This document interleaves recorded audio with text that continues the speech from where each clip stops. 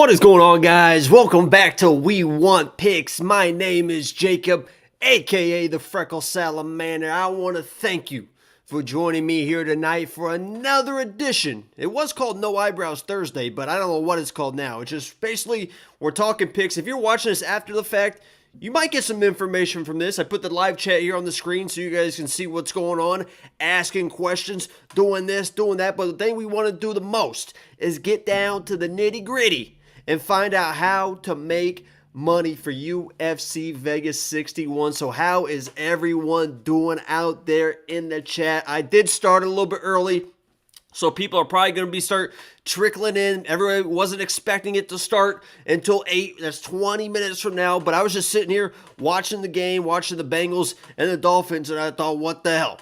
If I'm sitting here, I might as well just go live and start talking about the fights. So how we doing today, guys? We got Isaiah Mushamas. Is that Mushamas? What a hell of a name that is. We got Zodiac in here. Andrea said, love the thumbnail. We got the new thumbnail, the new logo. Hopefully you guys are enjoying that. We might have some merch coming out. Some Freckle Salamander merch coming out pretty soon. So stay tuned and look out for that. And I'll be honest with you guys, right off the rip, I'm going to be struggling. I'm going to be flat struggling in this stream because the other day, Monday or Tuesday, something like that. I think it was Tuesday. I was walking on the treadmill, doing my thing. Actually, for story's sake, I'm running on the treadmill. I mean, I'm just fucking going. Like, I got the arms out here just fucking going on the treadmill. I'm on mile 15. Been there doing it for an hour and a half, running on the treadmill. I fucking bit my tongue so hard. I literally, I don't know if you guys have ever had an injury to where you feel like sick to your stomach. Let me know in the chat if you have. I've done it once or twice before when I've sprained ankles. Like playing basketball, I'll sprain an ankle and it hurts so bad that it upsets your stomach, like you feel like you're gonna get sick. I literally was running on the treadmill, sprinting, full sprint. I'm 6'5", 240 pounds, just sprinting out. Bit my tongue so fucking hard that I had to stop what I was doing and take deep breaths because I almost passed the fuck out. Just right there. And all of a sudden, and then I had to play it off too. So I'm just acting like I'm tired, you know. I literally almost passed the fuck out because I bit my tongue. And then for the next 20 minutes, I'm just sitting there walking on the treadmill and I was chewing gum is why I bit my tongue. I was chewing gum, bit my tongue, just mouthful of blood. So for the next 20 minutes, just on the treadmill, mouth full of blood. Every time I watch your streams, I have to bite my tongue too. Great fight talk as usual. Listen, we're letting people trickle in, Angelo. Go to hell. You need to be on the Discord right now. Angelo, you need to be on the Discord, monitoring the Discord. Logan, in the chat, 57173, why lie? Okay, Logan's now timed out. Logan is now timed out. That might be a perma ban. Might be a perma ban. I0, what's up, man? I0, how's the Discord looking? If Angelo needs to get in the Discord, you let him know and he's going to start hammering people. He's just going to start hammering people. Yeah, we're a little bit early, 15 minutes early. Like I said, I was just watching the NFL game, watching the Bengals dominate. Actually, the Dolphins are moving the ball now. I got money on the Bengals, so we're keeping an eye on that, but we're here to talk fights, guys. Let people trickle in for the next 15 minutes, and then we'll get right into it. How you guys doing? I0, we got Jeff, Alberto B, 5'9", 175, all natural. I hope you're talking about yourself, because I'm telling you right now, you see me out and about, like when I walk into parking garages, you know those things for the parking garages, the things, I'm ducking. My last apartment complex, real nice apartment complex. I mean, one of the nicest in Texas, by the way. It was a 4-bedroom. I don't want to get into it. Marble floor. I mean, the whole 9 yards. It had a parking garage. And when I was going to get in my Bugatti in the parking garage, those things that hang, don't go. I have to duck under those things. I literally have to duck underneath those things. It's crazy. I barely fit in the Bugatti. I got squeezing. I got the knees up here. I'm driving it like this. It is crazy. So I hope you're talking about yourself. 5'9", 175. I'm 6'3" minimum. Last time I weighed myself, it's 228. You know what I mean? 220. I would say 228. I'm putting up, 405 on the bench. Easy. Repping. To fit into the Toyota, you said? Hey, Toyota's a foreign car. So you say, I do drive, I can confirm I do drive a Ford. You know what I mean? Bengal Bros are here. What's the fight spec looking like? What do we got? Yeah, we can get right into the fight information. I am keeping an eye on the Bengals score. So let me know. I have it on the screen, but it's kind of hidden a little bit. So you got to let me know in the chat if something starts going on with the Bengals, because it looks like the Bengals do not have the ball right now. That is an issue. Discord exposed you. You're 5'9", bro. The fuck? There's no way. Yo, Joey T. How was the vacation? I know you're back in the, what'd you say? The dirty, there you go. You're active in the chat. So everyone that's not active in the chat, when you're active in the chat, this is what happens. When people gifted subs, I think that's a sentence. When people gift subs, when they have gifted subs, and they give them out, it goes to the people that are active in the chat. Joey T gifted a We Want Picks membership to Keens Lazenby. Keens Lazenby was gifted a membership. Make sure you say thank you. Oh, he did. Gifted, hell yeah. Joey goated. Let's get the party started. And then Logan, good friend of mine, one of my best friends, with the $4.99, just says wow, the wow emoji. And listen, every time I look at myself in the mirror, I think the same thing. How the hell did I get this lucky? How the hell did I get this lucky? Yo, Jacob, who derails the Bo Nickel train? I don't know, man. Because it looked like... Because I watched the highlight, and obviously that was like a weird knockdown. It was like he went for the ankle pick at the same time he threw a hand. So I don't know if did he actually knock him out, like knock him down, or was it more of the ankle pick, like off balance situation thing? Listen, he's going to be a guy like most people. If, just like I was talking about, if you guys were in the Discord earlier, we were talking about the Bryce Mitchell-Evloev fight. Bryce Mitchell is a guy that is going to beat every single person that he can out-wrestle, right? Bo Nickel is going to beat every single person he can out-wrestle. Chimaev is going to beat every single person he can out-wrestle. But once you get up to the tippy top and you can't out-wrestle everyone, that's when it becomes an issue. You kind of saw that with Colby too. Colby can beat everyone that he can out-wrestle, right? Then he runs into Usman. He can't out-wrestle Usman. He runs into issues. Chimaev, once he runs into Robert Whittaker or Paulo Costa, and he might have a chance against Costa, but Chimaev against Whittaker, destroys Chimaev. Chimaev is not going to take Robert Whittaker down. And if he does, it's not going to be like on his back dominating him. And Robert Whittaker is going to punish him on the feet. So Joey T says vacation was good. I'm ready to get back on the money books with DraftKings DFS and kill the sportsbook. Joey T, I think he already left them dead. I'll be honest with you. You guys didn't know Joey won, I mean, what was it, 50, 60 grand in DraftKings? Some ridiculous amount of money. Dude, that sportsbook is, I can't believe they didn't ban you. I mean, those sportsbooks are dead, Joey T. You killed them. You can't kill something that's he's already dead. You got to stop Joey T. Yeah, I agree. Robert would be too strong. Yeah, Robert Whittaker is a nightmare matchup for everyone. I thought he beat Izzy last time. You saw what he did to Vettori. I think he's the most well-rounded fighter in that division. I don't think it's even close. I literally don't even think it's close. Who beats Yuri at 205? Well, Glover was beating the shit out of him, really. But that's another guy that, yeah, he's a wild dude. He is a wild dude. 205 is kind of a weak division right now, right? I mean, who is, until Ankalaev gets in there, right? Ankalaev, once he gets a shot, Ankalaev will probably get a shot. He's going to be the most boring champion. I mean, the most boring champion. The most boring champion.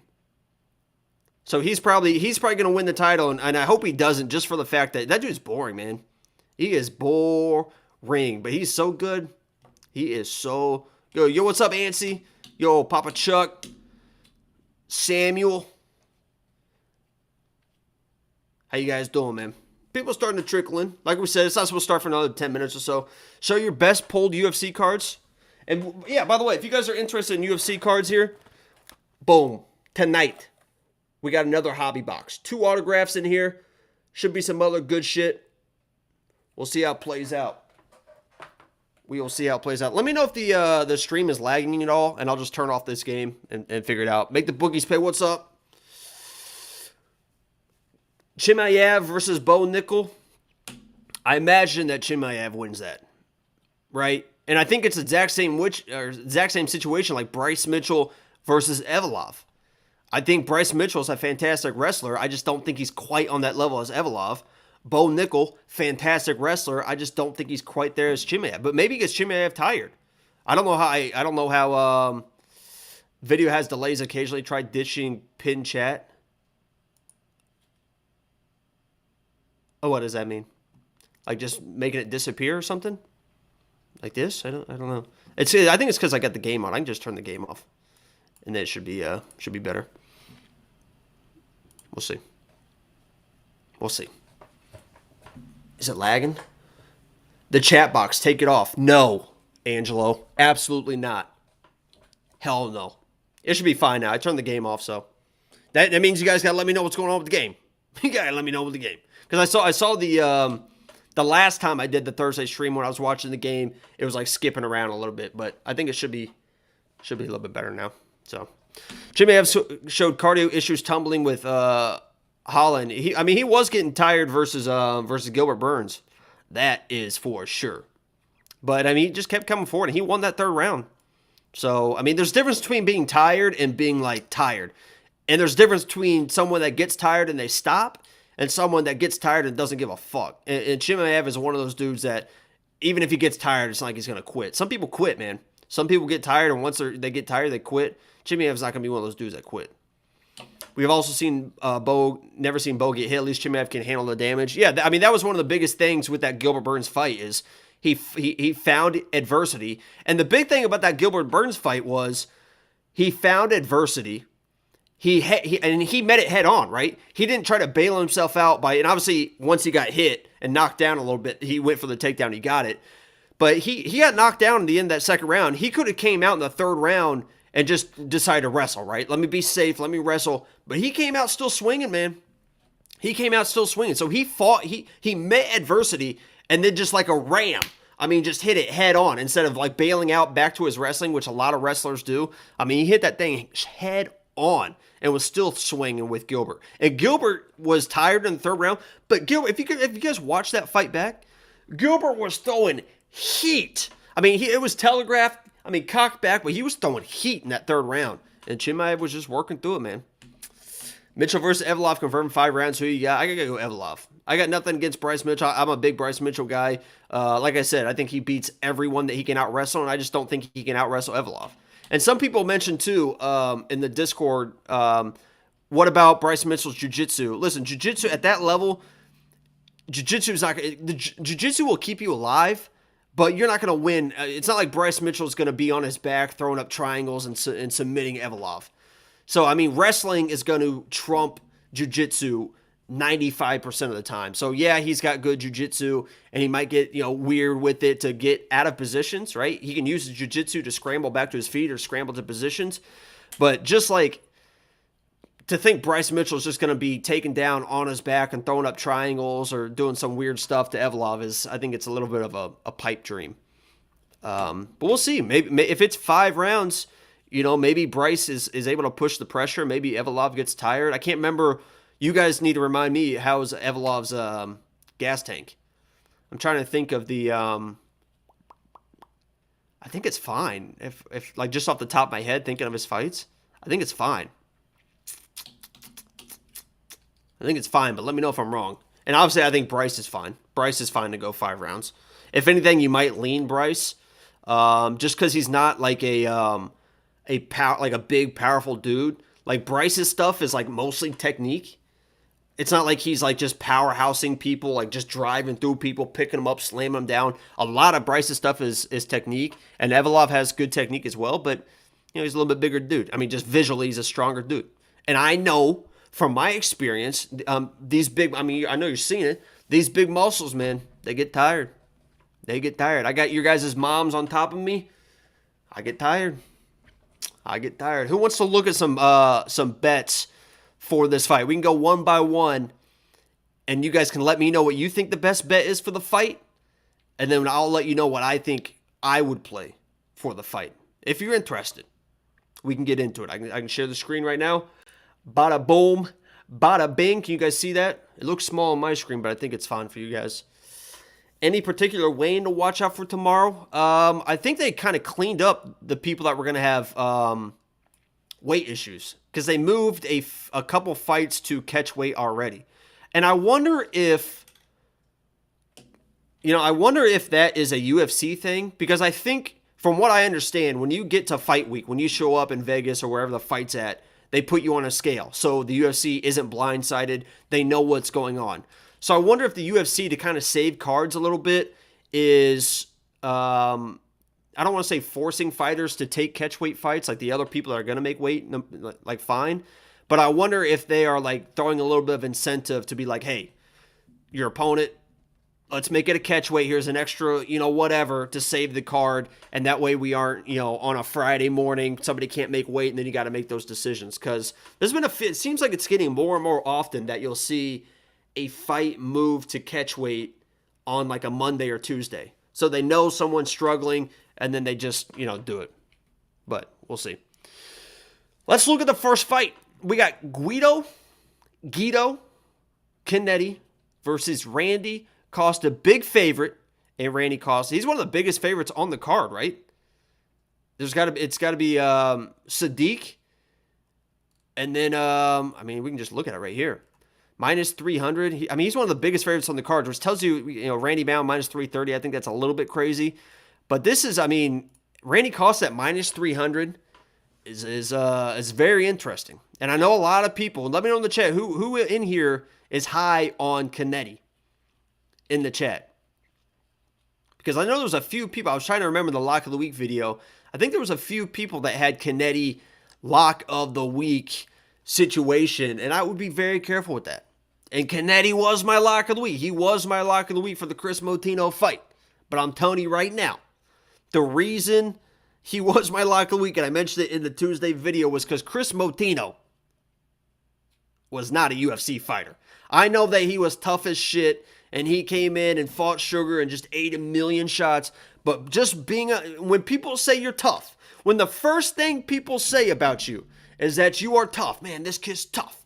Oh, he's tough. Oh, that means you're getting hit. That means you're getting the shit beat out of you when people say that you're tough. And Chris Motino, very, very tough.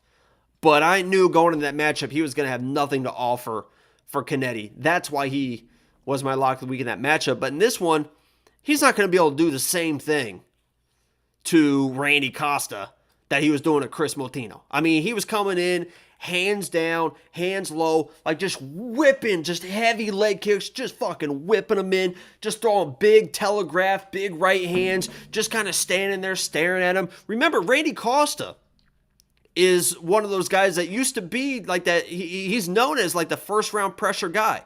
And it's like, what have you done for me lately type situation. Because people remember, it's like, people have short-term memories, right? All they remember is the Tony Kelly fight. And they saw Tony Kelly came in, blitzed Randy Costa, and was able to get him out of there. And Randy Costa almost, to some people, kind of looked like a pussy in that fight. And then they put it together. Okay, Cannetti blitzed Chris, got him out of there.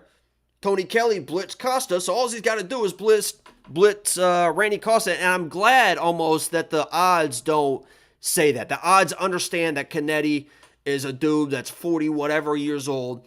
Costa is probably much better than his record reflects. He's going to be ready for the pace and pressure or whatever Cannetti's going to do, because I guarantee that Cannetti comes in doing some wild shit. I guarantee he's doing some wild shit. But Randy Costa should be more than prepared to handle that pressure and be much more skilled. He's much more skilled than Guido Cannetti. So Costa winning percentage is 66%, but is minus 300 what? Yeah, I definitely think it's high.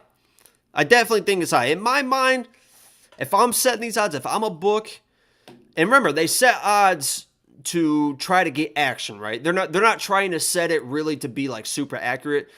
They're trying to set fights or set odds to try to engage action, right? They want people betting certain way. They want, they know what to do, right? They know what to do.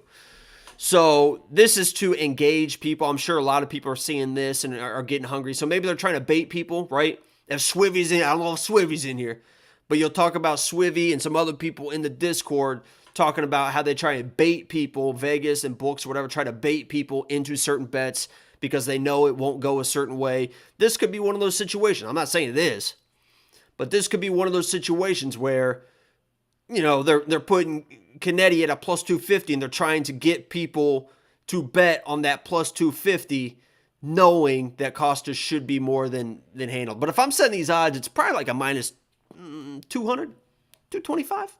Minus 225. It might be minus 225. This I definitely agree with.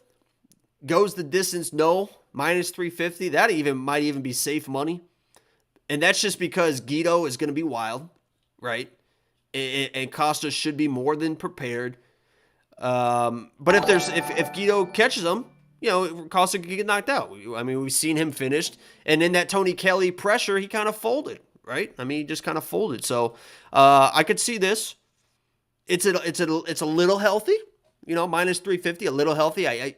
It's hard to put money at minus 350 in my mind, but sometimes you do it just to play the safe money. This is the first fight of the night. You want to start off right. So sometimes chasing those healthier odds kind of sets the tone, right? It's really tough when you place money. Like right here, if I'm looking at this and I have an opportunity between Randy Costa at minus 300, or I can take either one of them for does not go the distance for minus 350. If I have to pick between these two, I don't care about the 50 point. I'm playing this over Randy Costa, right? Because in this, you get either guy. And the chance of them finishing him seems pretty high. On this, Cannetti's live. I would say he's live. So of value, if you're looking at value in my mind, instead of playing the Costa money line and then all of a sudden, let's say you throw 3 units on it to start the card to get 1 unit back, and then Cannetti all of a sudden knocks this dude out, and now you're down 3 units to start the card, that's a little bit rough. You throw 3 units on here to get, a little bit less than a unit back. I think that's a little bit safer, and you start off with, you start up a little bit. You know what I mean? Does anybody agree with that? Agree? Disagree? Or double up, go with Costa and play both sides with the KO prop. Yeah, you could. That's putting a lot. I mean, that's getting pretty healthy for the the first fight. But yeah, you could hedge it. If you're playing Randy on the money line, which again, I probably wouldn't recommend, you could hedge it by kind of doubling up. We can go down here and I'll see if I see anything that kind of catches my eye a little bit. And this is what I do for Saturday streams too. If you guys are tuning in Thursday, I'll probably gonna be live Saturday for the streams too. We're gonna be doing this exact same thing, but I'm gonna tell you exactly what I'm placing because I put action on every single. I put action on every single fight that we're watching on live stream Saturdays, and sometimes we get a little bit wild. So if I'm looking at this for Saturday, let me actually look at this for the bet I'm gonna play Saturday because it's the first fight. That way, I already have it in my mind of what I'm gonna do. And you guys let me know if I'm scrolling down, you guys see something that catches your mind or catches your eye. I definitely love your guys' input, 100%. You guys help me, I help you, we all help each other. It's a family. We are family. I think it's good for over half round bet because it's only minus 360. Oh, over a half round. Yeah, that's probably a different sports book. This is the only one I bet in. I live in Texas, so I can't get like the wild. I know like DraftKings and FanDuel, they let you do all sorts of wild shit with their sports books. I'm pretty restricted in what I do because I only play bet online. I would be careful with this. Under 1.5 minus 175. I would be a little bit careful with that. But let me see if I can find something that catches my eye, and you guys let me know what you guys think. I like to go down here and look at stuff. The win inside the distance decisional action. For a fight that is going to probably be a finish, it's probably not a good idea. These are great for when you have at least one side that is probably not going to get finished. And I'll talk about that later, especially like the Trevin fight. And I placed it for the Slava fight, I think. But both these guys are probably going to get a finish, so I would be careful with this one. Obviously, you see plus money here, and you think, but, I would think that somebody's finishing somebody. Again, the 3.5s, if you're looking, so if you're all in on Randy Costa, and this is where we like to talk about value, and this goes for any fight, right? Especially for Bet Online. This is why I love Bet Online, because of these odds you can get. If you think Randy Costa is going to come in, and the odds are telling you right now, minus 300 favorite, does not go the distance. So the odds are telling you right now that Randy Costa probably gets a finish, right? And it doesn't matter when the finish is, but they're telling you that the favorite is probably going to get a finish. If you think the favorite is going to get a finish, and let's say you want to play the Randy Costa side, right? Let's say, and people mentioned it earlier, you want to play Randy Costa money line and does not go the distance, right? You want to stack those up.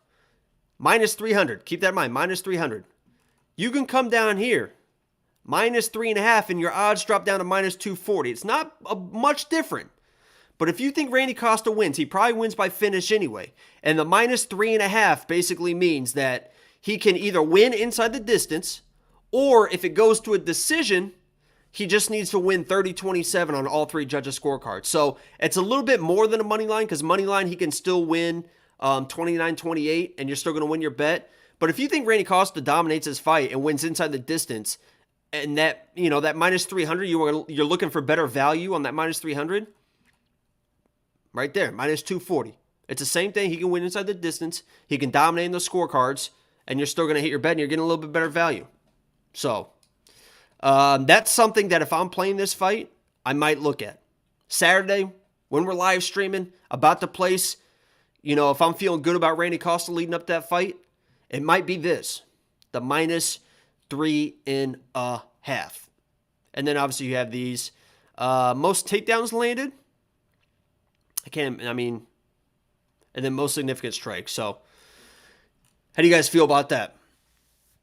You guys are just talking about the Dern fight in there, which is fine. Next fight that we can talk about, and you guys are probably not going to like this, and please let me know. Please let me know. Oliver says Costa is shit. Could be. Right now, and this is not going to be popular, guys. Okay? This is, I promise you, this is not going to be popular. This right here, I'm going to show you what I believe is the best value on the entire card. UFC Vegas 61, the best value on the entire card in my mind. I haven't played it yet, but I've put it in parlays. If you guys are a premium member, go to WeWantPicks.com, become a premium member. Me and Angelo have all our bets listed. I actually did a 3-2-1 parlay already this week as well. I'm trying new things. I did a 3-unit parlay that's got 2 people, a 2-unit parlay that's got 3 people, and a 1-unit parlay that's got 4 people. And in my 3-person parlay, right there, Julia, I think is the best value, and she might make me look stupid. There's a chance, right? Because it's hard to trust her.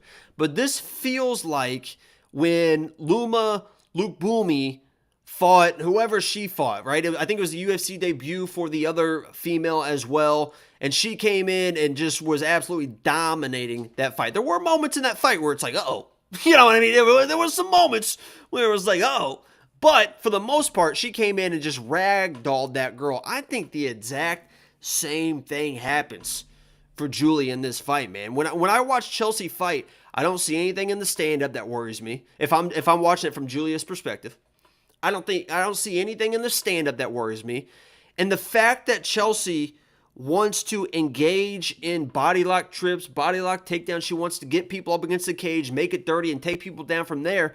I mean, that's Julia's bread and butter, man. That's what she wants to do, right? Julia's biggest issue with people, the reason why she lost fights and the reason she should have lost that Jessica Rose Clark fight was she can't close the distance. She is very bad at closing the distance. And obviously with the Jessica Rose Clark, she threw that big shot. She got a little over aggressive. She hurt Jessica Rose Clark, and Jessica Rose Clark kind of panicked, got a little bit over aggressive, and she timed that takedown perfectly. But that's typically not what Julia likes to do. Julia likes to do what Chelsea likes to do. And that is get in close, body lock, find a way to get it to the ground, and then scramble to that armbar position. And Chelsea is going to invite her into that position. She is going to give Julia exactly what she wants in this matchup. And I think in those positions, Julia's much more experienced and much better in those positions.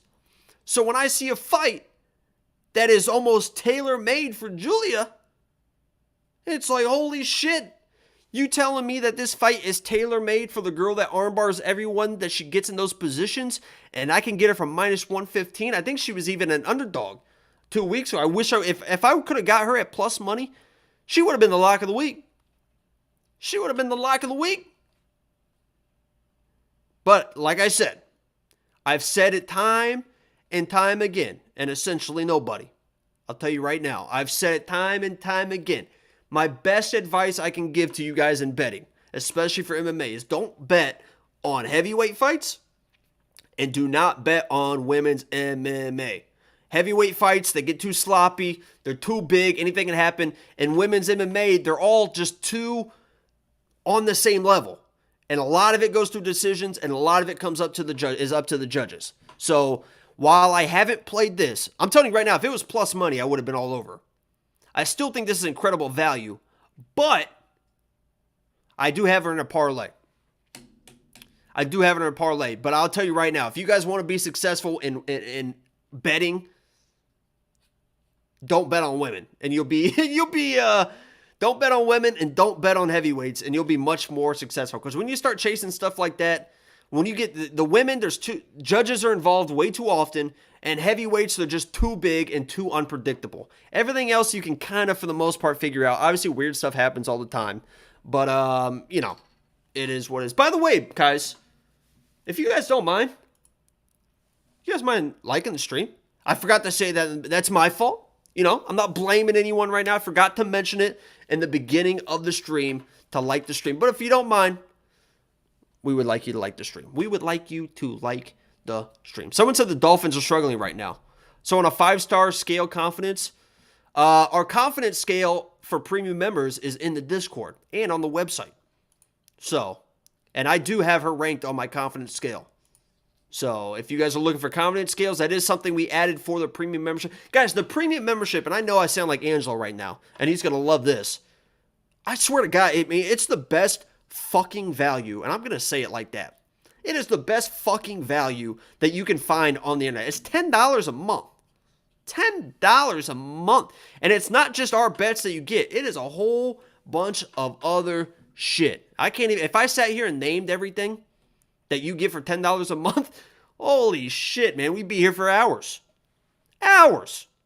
I promise you it's worth it. And people that are in the chat right now that have premium, they can tell you it's worth it as well. $2.50 a card. Holy shit. I promise you that we're going to give you advice that gets you past $2.50 fucking cents a week. I promise you that.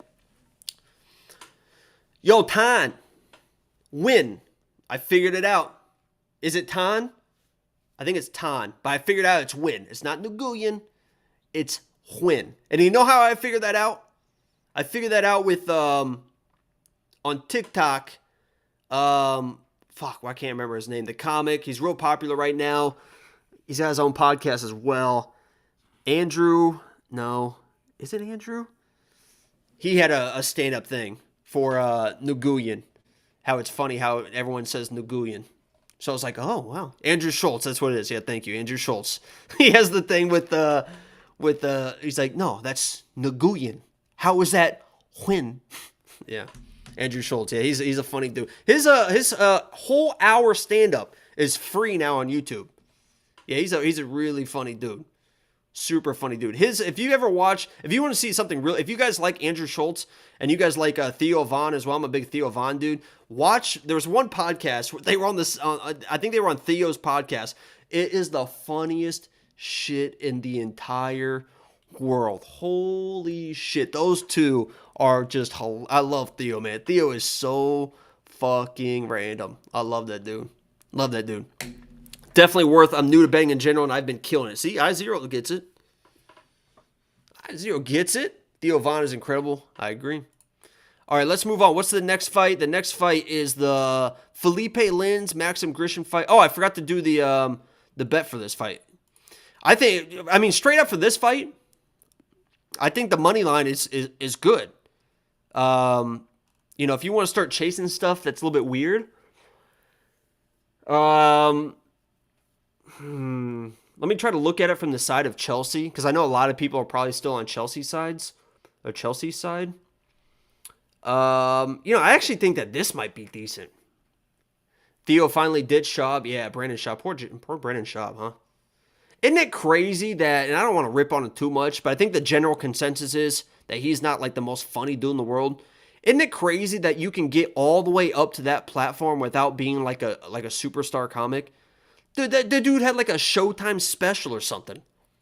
And it's like one of the worst rated specials of all time or something. People pay him to go on stage like every week. Anyway, back to the fights. This is interesting to me because I honestly think that if Julia's the favorite right now, and this is where you got to look at the odds too, right? Julia's the favorite right now, right? It's a pick 'em, but she's a favorite. If she is the favorite and people think that she's going to win, she's going to win by getting takedowns, by ending up on top. Plus 200 for most takedowns. I think she gets more takedowns. You don't think the main could end up in a split decision? Odds for them are plus 1,200, and for Dern are plus 1,200, and Jan plus 1,000. I think there's a very, and we can talk about the main event if you want, but I think there's a better chance than people realize that Dern comes in and wins a striking battle versus Jan. And the only reason I say that is if you rewatch, and the whole reason I picked, listen, Jan was going to be my lock of the week. I texted Angelo and I said, holy shit, Jan is going to be the lock of the week because she's the better striker in a mostly striking matchup, right? And then I watched Dern and Tisha fight, right? I watched a few of the fight, but I watched the Dern and Tisha fight. And the way that Dern just constantly moves forward, man. She gets hit, and she's going to be bloody. She's probably going to break her nose again. The way that Dern just constantly moves forward and constantly is throwing shit, right? I mean, just constantly pressure, throwing shit. If you're a judge, right? If you're a judge, that is the style that judges love. Judges love that style, just constant pressure, but you don't even have to be doing the most damage, right? You could be losing almost every single exchange, but visually, to these stupid-ass fucking judges that are going to be sitting in there, right? Visually to them, they think she's winning because she's pushing the pressure, she's pushing the pace. Jan is always backing up. So while Jan is definitely the better striker, the cleaner striker, much better striker, it is not crazy to me, in my mind, that Dern comes in, strikes only, doesn't get a takedown, and is able to win a weird decision. But for real, when she pulled guard against the cage with that t-shirt, I actually, while I was watching the fight, I rewound it and taped it and sent it to Angelo. I was like, holy shit, that was wild. Yeah, she's going to do anything she can to try and get the fight to the ground. I mean, she knows, right? She knows where that's where she excels, and she knows that her takedowns are not great. That's what's great about Mackenzie. She knows her weaknesses, and she's trying to improve them. Her stand-up was awful. Now it looks decent, right? She knows that she can't really wrestle, so she tries to pressure, make it dirty, get in those clinch situations, and then she'll do everything she can to try and get the fight to the ground. And and again, this is why I say don't bet on women's fights, because you could put money on Jan as the underdog. She could dominate the striking for 5 rounds, right? It goes to a decision. The striking numbers are double. It could be Jan 200 strikes to Mackenzie's 100 strikes. But because of the pressure, and judges are fucking stupid, all of a sudden Dern wins the fight and you're out money. You know what I mean? So that's why women's MMA is like so fucking tough to do. So fucking tough. Dern is so fucking hot, better than Ortega's girlfriend, better than Tracy Cortez. I don't have my chapstick. Maybe. That's a tough up. I'd have to see him. You know what I mean? I'd have to get one over. Spend a couple hours. Doing this, doing that. A little wine, a little steak. A little sizzle. Cut it open, a little medium rare. Maybe we go on the balcony. We're hanging out. We're listening to music. I got a hammock. And then Tracy goes on a win. Then Mackenzie comes over, right? Now I'm already a little bit tipsy. You know, maybe we just go straight to dessert, right? Maybe we're just go straight to the ice cream. You know, now we're on the balcony again, but we're eating ice cream. Now we got some ice cubes. We're playing around with some ice cubes. You know what I mean? That's how I would probably have to determine it. So if you guys are interested in figuring out who is better between Mackenzie Dern and Tracy Cortez, I'll be that guy. I'll be that guy for you guys. Who's the hottest girl in the UFC?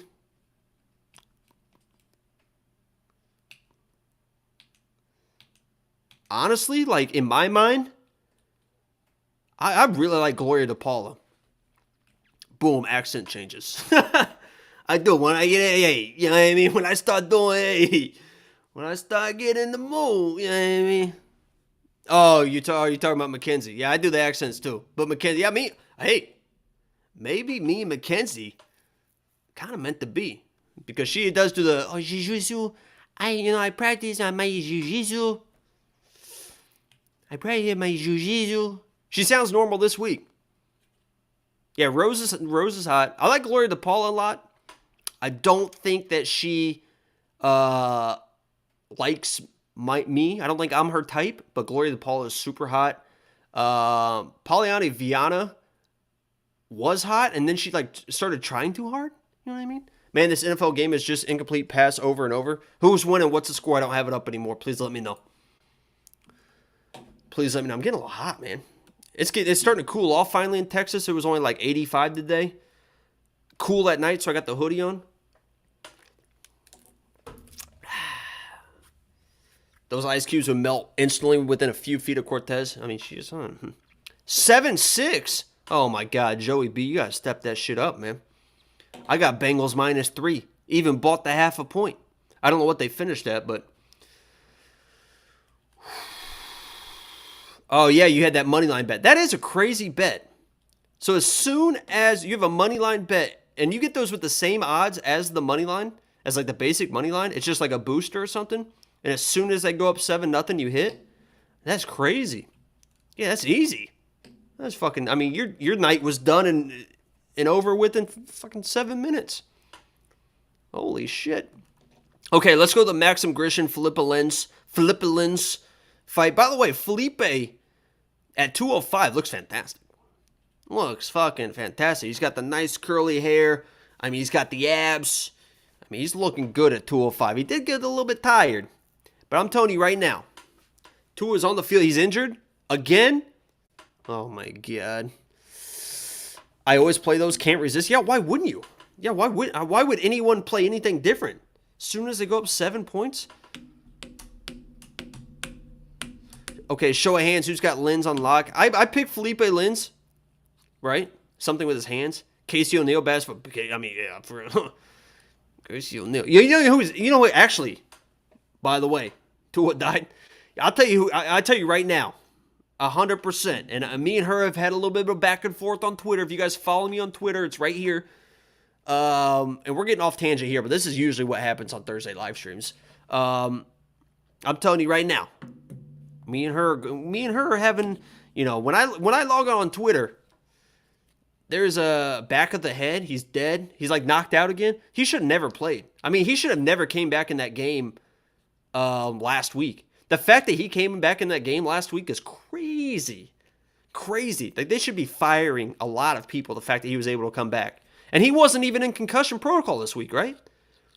I don't think Tua was even in concussion protocol. They said, the only reason he was like limping around, staggering around is because his back was hurt. Yeah, his back was hurt. Oh, he got an ankle injury.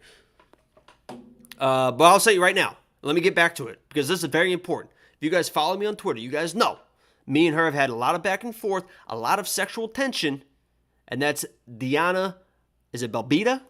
If you guys don't know Diana Belbita, take a second right now. I don't even give a fuck you close out the stream. Go up to your tab, Google Diana Belbita, and thank me later. Ryan Fitzpatrick warming up his arm as we speak. I got Grishan, but a small margin, just like every other fight. Also close, other than Sadiq. I might do a $1 parlay on every single dog because I can see them all winning. Leave my Canadian girl alone. Is Diana Belbita Canadian? I thought she was like Serbian or something. She'll rip your heart out. I fucking, yo, you can oh my god, you can Jeffrey Dahmer. Hey, Diana, if you're out there, you can Jeffrey Dahmer me anytime. You know what I mean? You can Jeffrey Dahmer me anytime. You want to take some pictures? You want to eat my heart out? Hey, I'll watch the movie with you. I'll drink your little drink. You know what I mean? I got you, Diana. Hit me up. All right, someone clip that and ship it to her. Someone clip that and ship it to her. She's just living in Canada now to get that work in. But I think she is, she's from like Europe somewhere, right? You're assuming Jacob has the heart. Alberto, I have the biggest heart in the world. If you guys actually know me, I'm the nicest dude. I'm a sarcastic asshole. You like that left arm sleeve? No lie, she's pretty smoking, kind of like a modern day Wednesday Addams. Yeah, I know. That is kind of funny that you said that. Yeah, she is, yeah, there's something about her. Something about her, man. One day. I can show you the world. Shining, shimmering splendor. Tell me, princess, when did you last let your heart decide? I can open your eyes, take you wonder by wonder, over, sideways, and under, on a magic carpet ride, a whole new world. She's Romanian. There you go. Muted. Whoo! I'm a big Aladdin guy. We got to get back to the fights, man. I'm a big Aladdin guy. That's like one of the best songs of all time. I literally will be in the gym and I will be listening to that song. Just like, I can show you the world. Just eyeing the hot girl in the gym. Like, yeah, I can show you the world, baby. I can show you the world. It's a great song, man. There's I Can Show You the World, and you know the other random song is The Little Mermaid. Kiss the girl. Sha-la-la-la-la-la, don't be shy, and I wanna kiss the girl. I love that song too. That plays in my head every time I'm with like a first date with the girl, and it's like in that situation where it's like, you know, what are we doing? You know, dangling the keys. In my head, I'm like, kiss the girl. Whoa, whoa. Copyright infringement, I know. We might get slammed. Oliver.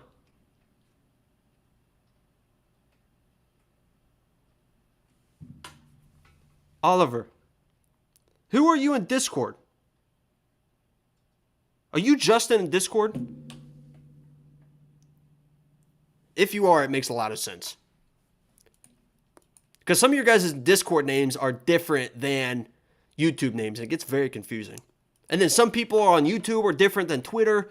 It's all very Discord. Or it's all very confusing. I don't know who that is. Yeah, I bet. If not, you guys are two peas in a pod. Yeah. Justin's wild. Justin is a little bit wild. Two peas in a pod. Canoe through that swamp and kissed the girl. Yeah, man.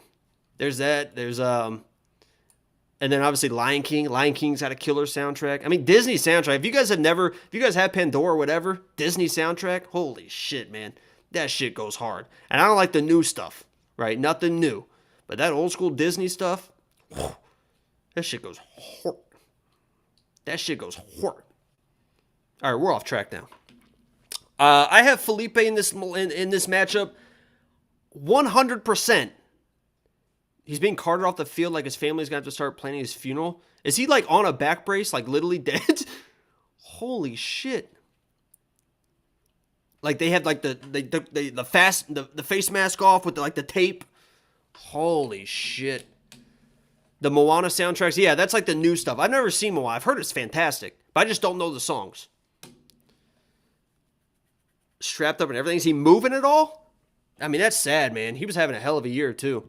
I mean, now because of the back-to-back, he's not gonna be able. He's not gonna be able to play for months.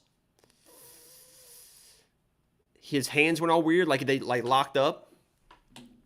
I had the prop QB dies in the first half plus 1,200. You probably should have got better odds than that. Probably should have got better odds than that. That should have been. But that's a good hit. I don't blame you for playing it. I don't blame you for playing it. Listen, guys. Maxim, Grishan. I hate the dude, man. There's a reason I picked against him. He is like the Ankalaev of the 205 division. I know Ankalaev is 205 as well, but he is like the Wish version of Ankalaev. Just doesn't do anything. Ankalaev at least will wrestle, and I know Grishan, I guess, it kind of does wrestle. He's got decent takedown defense. But I just hate his just low volume, just plodding around, just leg kick, leg kick, leg kick, jab. And if he has you hurt, he'll start chasing stuff. He'll start getting aggressive. But I just hate his style, man. I can't stand people, and that's another reason why I have Brendan Allen as my lock of the week against Jocko.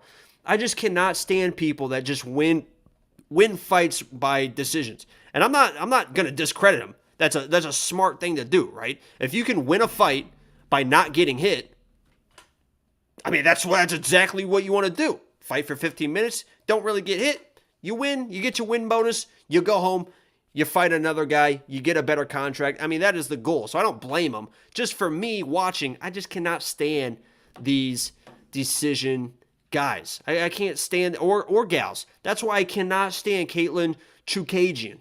She is my least favorite fighter in the world. Because not only does she do that, but she doesn't even hit people. At least these dudes are actually punching people every once in a while. Caitlin just throws out 3-4 punch combos. And doesn't land a single punch. And the judges think she's winning. You know what I mean?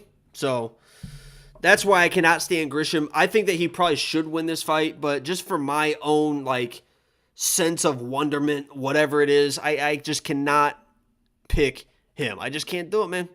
I just cannot do it. So I have Felipe Lins. How does he win? I honestly have no idea. I hope that he just brings the pressure and kind of makes Maxim off his back foot, because Maxim, if he can control the pace, should dominate the fight. I don't know if Lins is going to be able to get this fight to the ground. I would very doubt it. I would very doubt it. I would doubt it very. I would heavily favor it not happening. Lins getting the fight to the ground. Caitlin Chukagian versus Michelle Waterson would be the worst fight in history. I don't know. Michelle gets kind of nasty, man. By the way, Michelle, you talking about hottest fighters. Michelle Waterson, a lot of people forget about the karate hottie. And she's awesome too. There's nothing better than a hot girl with an awesome personality, right? When you get those mixed up, because it doesn't happen very often, right? Because most hot girls are just sticks in the mud. Zero personality. They've been hot their whole life. Oh, I'm hot. They expect everything to whatever. But when you get a hot girl that's like back and forth, cool as shit, I mean, that's a win-win. And Michelle Waterson seems like one of those hot girls that's just cool as shit. Yeah, Chukagian is dead after she fights Faro. Yeah, I agree. And I can't wait to see it. I was so disappointed when that fight dropped. Because that was supposed to be on Paris, right? Dolphins missed a field goal. Thank God. Is it still 7-6? Yeah, I was hoping that fight. I was going to put an ungodly amount of money on Man and Faro. Oh, my God. Ungodly. Just watch it back on the game. Hope Dolphin Bro is okay. And it literally was the back of his head. Like, was it the same thing as last time? Like, his head hit, or he literally got hit? Teddy Bridgewater. Bridgewater is in.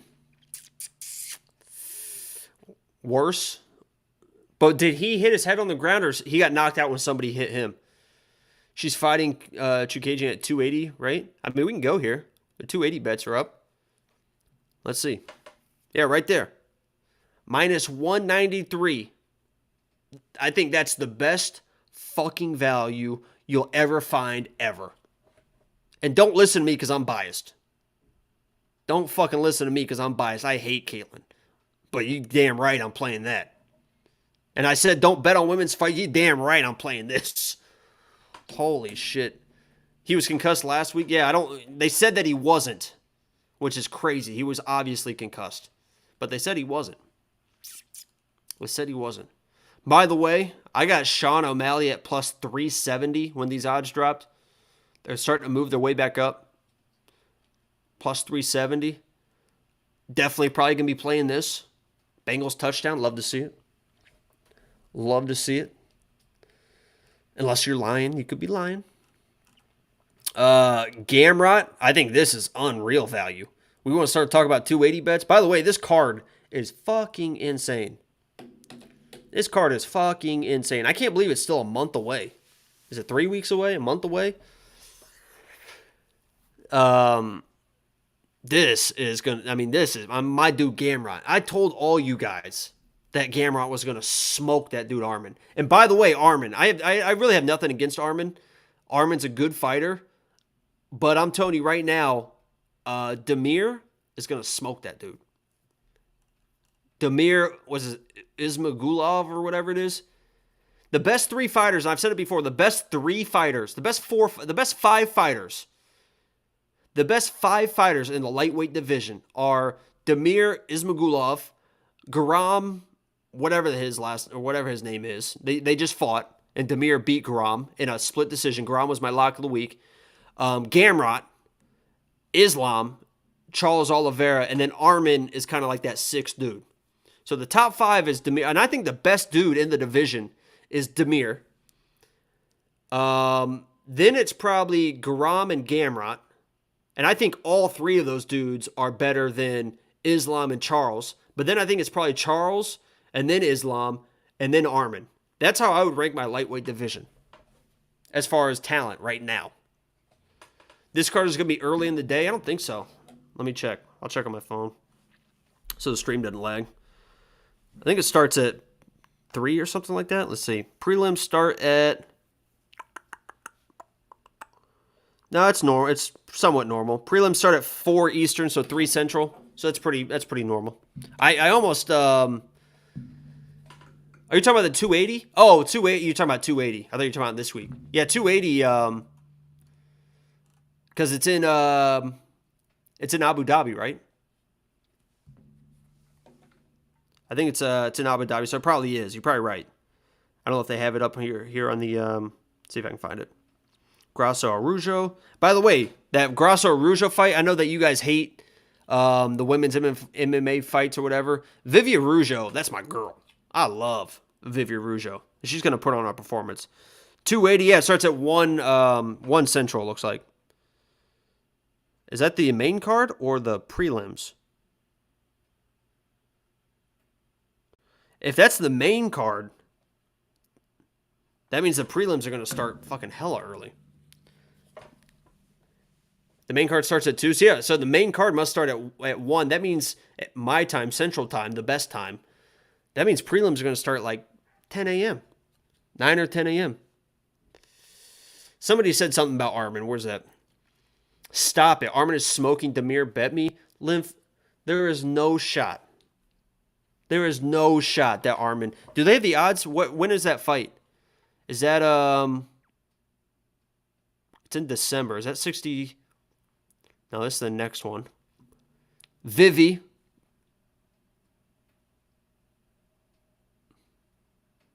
Keep an eye on that. Keep an eye on that. This one's interesting, too. This one... I love my dude Cub. Cub? I love my dude Cub. That's an interesting one. Let me see. The farthest one they have out. Oh, there you go. Oh, my God.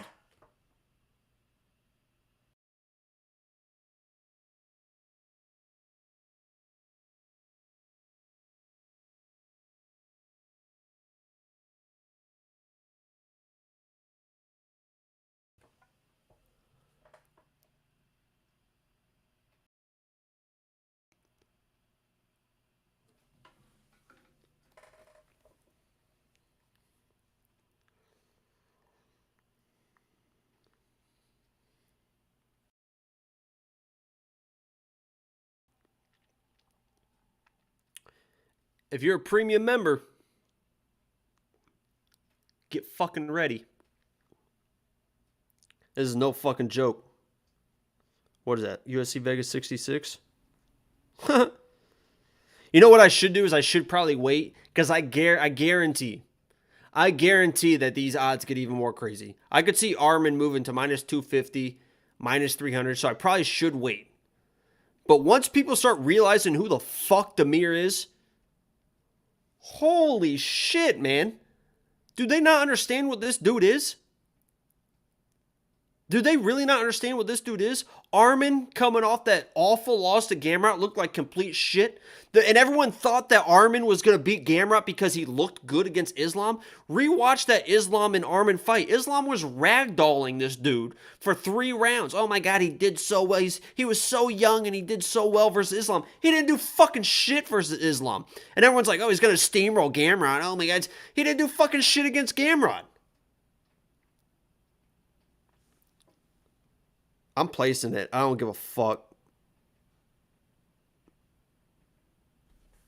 It's placed, and I'm going to update the premium members in the Discord right now.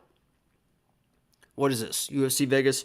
UFC Vegas. I didn't realize the odds dropped for this, and I can't believe Armin is a minus 2. That's, oh my God. Oh my God. Gamrot future champ? Absolutely. I'm telling you right now, the 3-way of, and Islam will be up there too because he's not really old. The 4-way, and actually the 5-way probably, of Damir, Garam, Gamrot, Islam, and Armin is going to be fucking really fun for the next 10 years. Really fun. And no one's fucking getting up there. That top 5 is crazy. The talent in those 5 guys is better than anyone else in the UFC. No one even comes close. Those 5 guys are unreal. And that's no disrespect to Charles Oliveira. Charles Oliveira's up there as well, but he's kind of a little bit older, right? So I'm talking the next 10 years. We're talking about Damir, Armin, Garam, Gamrot, and Islam. It is crazy how talented those dudes are. UFC Vegas 56 or 66. Damir Ismagulov. That's why I was so glad that the UFC gave Gamrot and Armin that main event so they could try to show off that young talent. And I know I sound like an Armin hater. I know that he's really good, right? And I know that this fight's gonna be close, but anyone who picking Dern have fun losing money. Honestly, I think that Dern should be the underdog. How would Turner do versus them? I just spit everywhere. He's a guy, right? And he's always going to be a guy because of his length. But when it comes down to like just absolute, completely rounded out talent, like Damir is probably the most well-rounded dude in that fucking division. Charles only like 32 somehow. Yeah, but he's been in some fights, man. Charles is an old 32 for the UFC because he's constantly getting dropped, right? And I don't want to say anything, but I love Charles, and he's the champion, and I think he's going to find a way to beat Islam, right? But that's an old 32, right? He's been in some wars. He's been in some fights. He's taken some damage. Damir is the most talented dude in that division, the most well-rounded dude in that division. Damir in the 155 division is Robert Whittaker of the 185 division. Robert Whittaker is head and tails the best fighter in that division. Top to bottom, striking, wrestling, whatever. Damir is that dude for the 155 division. Hold on, let me put this for the Discord. Oh, it feels good to type this. What is it? Plus 193. UFC Vegas 60. Let me put some emojis on there too.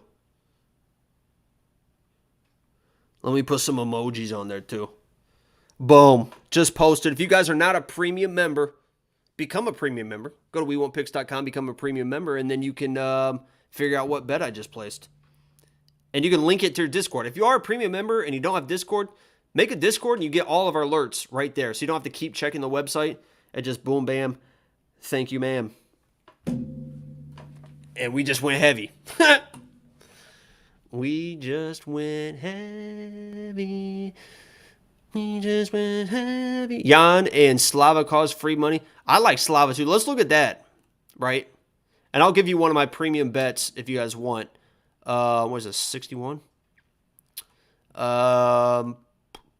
Slava and Mike Davis.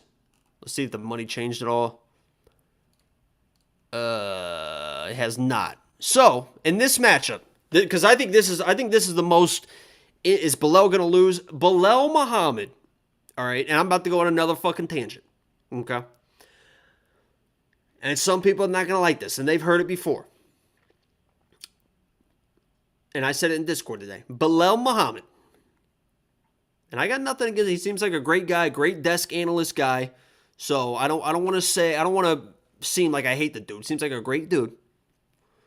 Bilal Muhammad is the most overrated fighter. The most overrated fighter in the entire mixed martial arts industry. I'm talking every single regional scene, every single promotion, PFL, Invicta, One, Bellator, this, that, bare knuckles. I don't give a fuck. Bilal Muhammad is the most overrated dude in the entire world. And I'm telling you right now, and I've said it before, the eye poke against Leon Edwards was the best thing that ever happened to Bilal, because he was going to get absolutely exposed and was getting exposed against my guy Leon Edwards. Now, can he use his lay and pray versus Sean Brady? I don't think he's going to be able to, but possibly.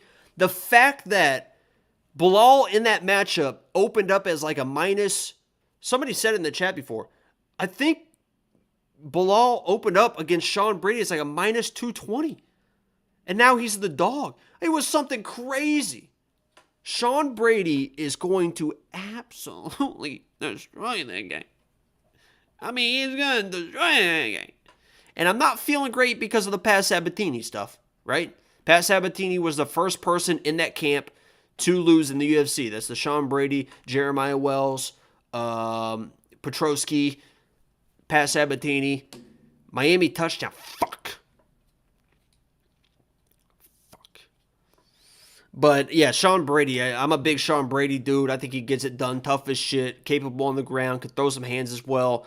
I think he's well-rounded enough to absolutely stuff the takedowns of Bilal Muhammad. And if Bilal's not one of those guys, Bilal is going to beat everyone that he can out-wrestle. But when you can't out-wrestle someone, you're just going to fucking lose. And we were going to see that in the Leon Edwards fight. He got poked in the eye. God bless him for it.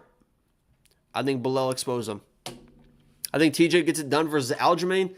Listen, I'm biased for Aljamain. I told you guys that Aljamain was going to backpack Petr Yan and was going to beat him.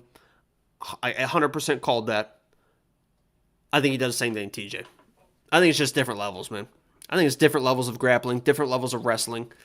And I think he could find a finish versus TJ. They missed the PAT. It's 14-12 Cincy. Oh, yeah, you said that before, yeah. 14-12 Cincy. Oh, my God, I have Cincy -3. Unbelievable. TJ, not what it used to be. Yeah, coming off the juice, off a big layoff. I'm never going to bet on someone that is coming off a big layoff like that and coming off the juice. TJ has wrestling, idiot. Yeah, not like Aljo. And you saw that with the Petr Yan fight. Everyone says, "Oh, and this is everyone right now that's saying, "Oh, TJ's gonna be Aljo sucks." It's the same fucking people that were like, "Oh, Aljo doesn't even have a chance. Petr is gonna destroy him. Oh, Petr, there's no way Aljo could be." Oh God, you guys are such. All week I heard it because I picked Aljo and I said that he was gonna backpack this dude. Oh, what an idiot! Who listens to this fucking clown? Look at this freckle face. Fuck, he doesn't know shit about fights. Petr Yan is going to absolutely destroy Aljamain Sterling. It is not even close. Fucking clowns. The disrespect for Aljo is unreal. The unreal disrespect of Aljo. What accent is that? That's called the Zay accent. Dolphins winning all this year. It's rigged up. They're about to be 4-0, right? Well, I mean, they're losing right now. But, yeah, 4-0 is kind of crazy. Jan defended 2 of 22 takedowns, only had control in 2 and 3. Watch the fight back and look at the stats. And lastly, Dane said Jan won that fight. Guy's a fake champ. You can say it was a close fight. I'm not going to say that Aljo like dominated that fight. It was a close fight. But everyone that's like, oh, yeah, everyone that's complaining about like, oh, Jan won the fight. No, I think he won that fight. You guys were all saying he was going to fucking dominate. That Aljo had no chance. And now all of a sudden you're complaining and trying to get, well, I think he still won the fight. Like everyone was like, oh my God. Everyone, Aljo has no chance. And they're like, oh, Jan won 3 rounds. I thought he was going to dominate. You guys told me he was going to dominate. Now you're like complaining about the judges' scorecards? I didn't think it was supposed to go to the judges. Got the Ace Ventura 3 coming out just in time. Laces out. And what another? There's another sequel that's coming out. There's another sequel that's coming out. That was announced at like the exact same time. Somebody sent it to me. It's, do you think Jan dominated the first fight? The reason why I picked Aljo in the second fight, and I picked Aljo in the first fight too. So, I was wrong about that. But the reason I picked Aljo in the second fight was because Aljo got to every position he wanted to get to versus Piotr in the first fight. He just couldn't finish the takedowns, right? He was in on singles, right? I mean, in that first fight, he would get there. He would get to those positions, and then he just couldn't, he couldn't drag him down to the ground. He couldn't run the fight. He couldn't get him to the ground because he was just exhausted. He said he had a bad weight cut, and I believed him. So as long as he's getting those positions, I thought, well, hell, he got to all the positions he needed to do. Now he just needs to finish those takedowns. And that's exactly what happened in the second fight. He got to those exact same positions. He finished the takedowns, and he fucking backpacked the dude. So it was a very easy read. And I couldn't believe people thought, yes, Piotr like dominated the first fight, but Aljo got to every position he wanted to get to. He just couldn't finish the takedowns. So to me, it was a very easy read. Izzy versus Alex. I'm a big Pereira guy. I think it's going to be tough for him. I literally think it's going to be tough for him, man. I think Izzy knows what's at stake for this fight. He's fought Alex before. He knows what to expect. And I think Izzy just dances around and is the most boring dude. I think that fight is one of the... And I know a lot of people, and Dana even is like, oh, Alex going to make sure that fight's not boring. He's going to make sure that's fight... Izzy knows how to make fights boring. He's good. He's fucking fantastic. He's one of the best kickboxers in the entire world. He knows how to not get knocked out. Can he engage in a war? Yeah, you saw that versus the Gastelum fight, right? But he also knows how to fight clean. And if he wants to fight clean, you're probably not going to touch him. He's not going to stand in front of Alex. He's not going to beat Sean Strickland, right? Sean Strickland was just an absolute idiot and just stood in front of Alex. Izzy's not going to just stand in front of Alex. He's going to be circling around. He's going to be dipping and diving, going around, doing his little thing, and then it's going to be one of those situations where Izzy's going to win a boring decision. He's going to get on the mic after the fight and be like, oh, sorry, guys, I promise the next fight's going to be exciting, hats off to Alex, I tried, because that's what he does. I mean, that's what he does. Every single fight's like, tried to make it more exciting. You know what I mean? Alex is too big. I can't believe that dude makes 205 or 185. I can't believe he makes 205. The fact that he makes 185 and seems like he has no issues making it is insane. That dude is an absolute monster. So I'll be rooting for Alex just because I like, and I have nothing against Izzy either, but I like when there's like changeover. When people are winning titles back and forth and there's this. And Izzy's been champ forever. And I think that Robert Whittaker beat him his last fight. I 100% believe that Whittaker won that last fight. And if Alex wins the fight, because I don't know if Robert Whittaker can beat Izzy. It's just one of those weird stylistic matchups that he's not going to be able to dominate him enough to beat him. He's not going to finish him. So it's hard for him to beat Izzy. Listen, I hope that Alex Pereira wins because Robert Whittaker will destroy Alex Pereira. I mean, Robert Whittaker will destroy Alex Pereira. He'll come in, he'll wrestle him, he'll take him down, and he will maul Alex Pereira. So I hope that Alex wins because I want Bobby Knuckles to get his title back, man. I'm very high on Bobby Knuckles. Very high on Bobby Knuckles. There's way too many good bantamweights to give Aljo an immediate rematch. I think what's going to happen is Aljo, after this fight, win or lose, is going to leave the division because he's good friends with Merab, and he's already said that he would for Merab. Merab's at that point now where he could get a title shot, especially if Aljo wins, right? If Aljo wins, he's the title holder, and he leaves the division. He goes to 145. Now you need 2 people fighting for the title, and Merab would be one of those dudes. And Aljo said that he'll vacate the title for his boy. So, you know, we'll see if he's a man of his word. I can't imagine. Listen, I'm friends with some of you guys in the chat. I got friends as well. Let's say me and Angelo are in the same weight division. All right, let's say me and Angelo are in the same weight division. You know, let's get real hypothetical here. And we're UFC fighters, and I'm the champ. And I've told Angelo in camp before, hey, we're both on the same skill level. When it's your time to get the title shot, you know, I'll vacate. I'll leave, right? If the only reason I would do that is if I'm the champ at 135, if they give me an immediate title shot at 145, I'll leave, right? I'll leave my division if I can get a title shot at 145.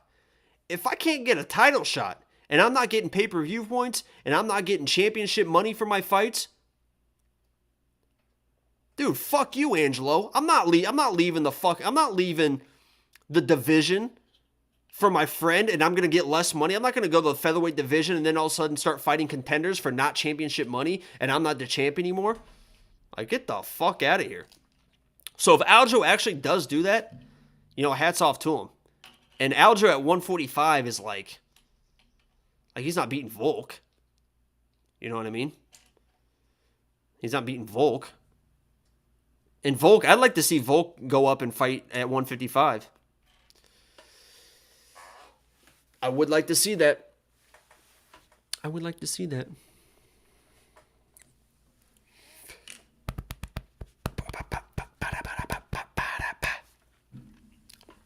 What's the score? What's going on in the game, guys?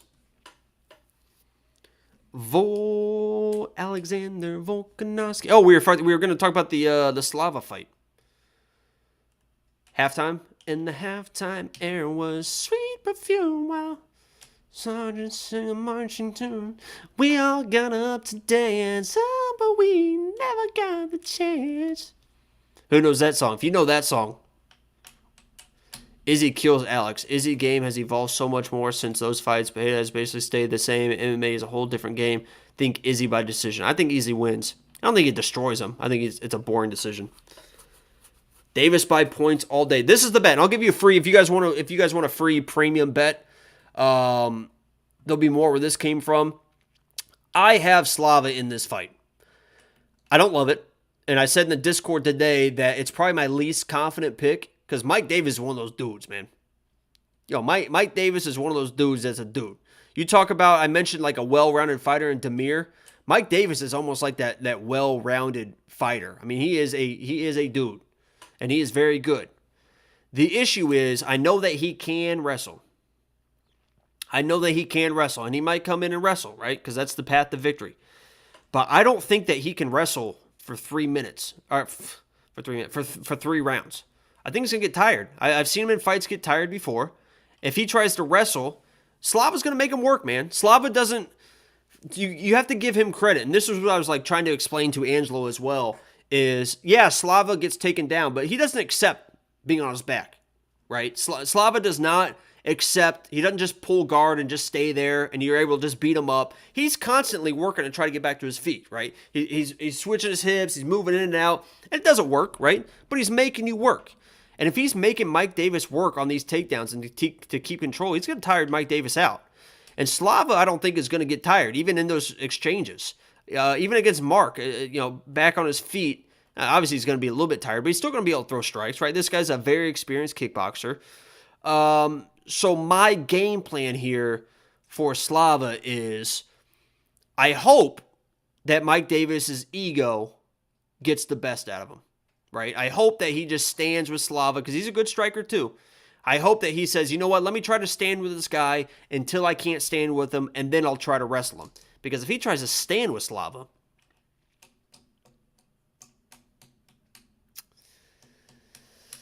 it's not going to be good, right? We all know it's probably not going to be good. And I'm hoping that the ego of Mike Davis gets the best out of him. But here's how I played it, right? I have Slava, didn't play the money line. I'm not playing Slava money line, right? I'm not stupid, right? I'm not confident in Slava, not playing the money line. So, and here you go. You want to talk about value. Okay? You want to talk about value. Plus 155 money line. Keep that in mind. Okay? Plus 155. Let's scroll down.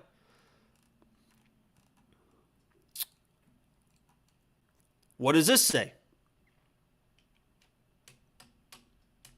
Okay?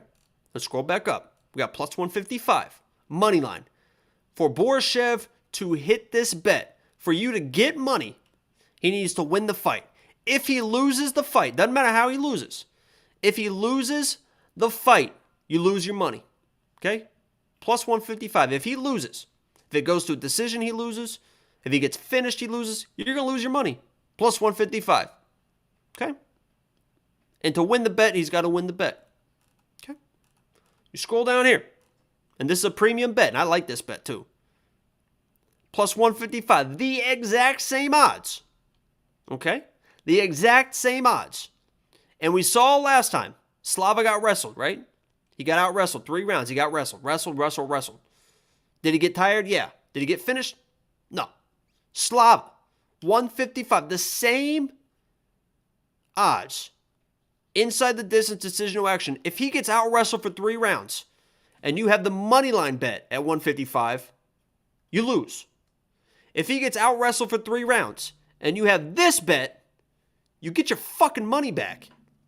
And if he wins inside the distance, which if Slava wins, it's probably going to be inside the distance. It's probably, I mean, he's the better striker, and he's probably going to knock the dude out. If he gets a finish, you win your bet. And if for some reason he does, the only caveat here is if Slava wins a decision, right? If Slava wins a decision, you have this, you're going to win your money. On this, you don't lose your money. You just get your money back. So that's the only caveat. But I think Slava by decision is probably not likely, right? So, I mean, it's plus 325. You have Mike Davis by points at plus 185. If anything, the way I see it, it's either Slava gets wrestled for 3 rounds or he knocks this dude out. And you get the same fucking odds, guys. This is the stuff that I constantly am looking for. Constantly. This is a premium bet I'm fucking giving you guys. I'm not saying it's going to work, right? Because maybe Mike Davis comes out, he wrestles him, he ground and pounds him, he finishes him. Maybe he submit. I don't know. I'm not saying it's a guarantee, but I'm saying if you're looking at value-wise, why the fuck would you play Slava at plus 155 when you can get your money back at plus 155 if he loses a decision?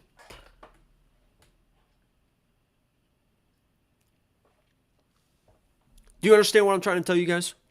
Does that make sense to you guys? Yo, what's up, Lil Seal? This is the value I try to find. And we talk about that a lot on Saturday streams. Saturday streams, before the fights, as I'm getting ready to place bets before every single fight, you have to look for the value. And I think this is, and I already played this. I put 1.5 units on this.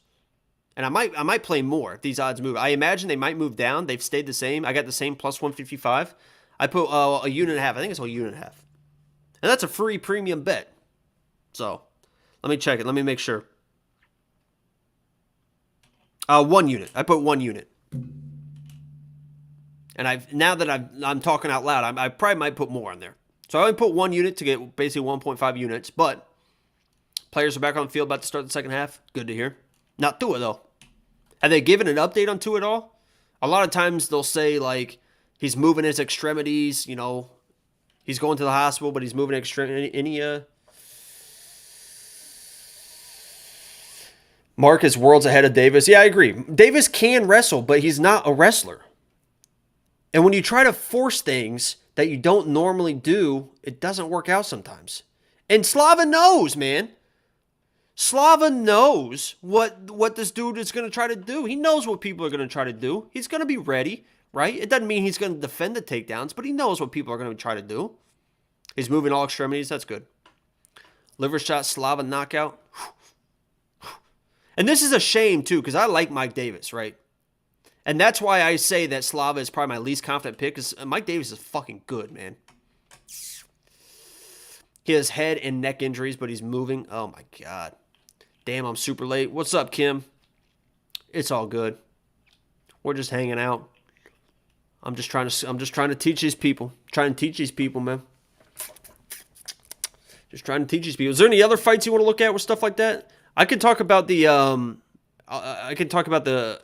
this is the other one where I kind of see, and I want to get your guys' opinion on this one. And that's this fight right here.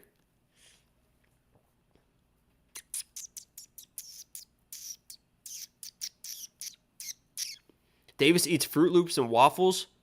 First of all, I'm not going to take any slander on Fruit Loops. Fruit Loops are fucking fantastic. The issue with Fruit Loops is you have to wait until they get a little bit soggy to eat them. Because if you start chewing on Fruit Loops, like if you get a bowl of Fruit Loops, you take a big spoonful, it will cut the fuck out of your mouth. You guys agree?